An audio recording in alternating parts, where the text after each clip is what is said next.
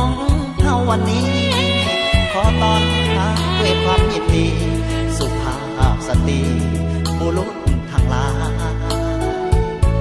มาอวยพรใจพร้อมด้วยน้ำใจของขวัญมา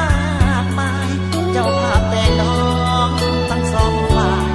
ขอบใจหลายๆที่มาอบอุ่นบัดนี้พี่น้องเจ้าภาพทั้งสองขอเชิญทุกท่านเชิญรับประทานอาหารเลยร่วมสำราญเป็นเกียรติพวกเราอาหารเต็มพาของแก้มสุราเครื่องเดิมเมียเล่าพวกเขาจัดหาเพื่อพวกเจ้าเสื้อเลือกเอาทานตามสบายมีสิ่งใดบ่ถูกใจเหลือเกินค่าหรือว่ามารยาทว่าจะพังพาโบเกียมคอห้ามตอนบททันหลายสิ่งหลายอันขาดตกบกพร่องพวกเขาเจ้าภาพทั้งสอง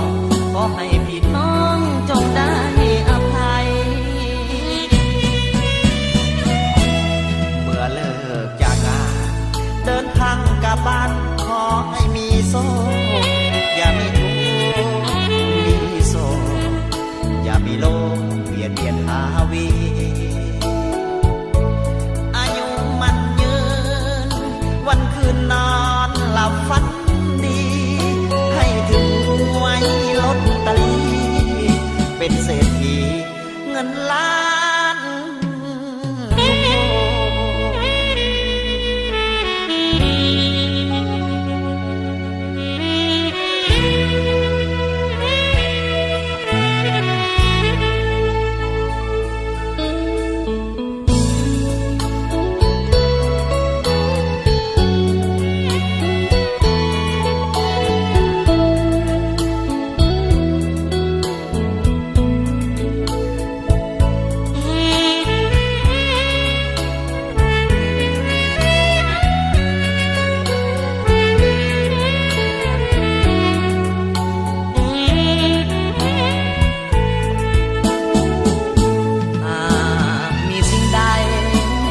ถูกใจเหลือเกินค่าหรือว่ามารยาทว่าจะพังพาโบเกียมคอห้ามตอนบททางหลายสิ่งหลายอันขาดตกบกพร่องพวกเขาเจ้าภาพทั้งสองขอให้พี่น้องจงได้อภัยเมื่อเลิกจากงานเดินทางกลับบ้านขอให้มีโซ่อย่ามีทุกข์มีโซ่อย่ามีโลกเบียดเบียนหาวี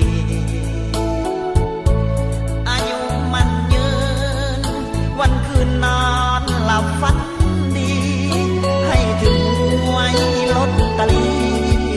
เป็นเศรษฐีเงินล้าน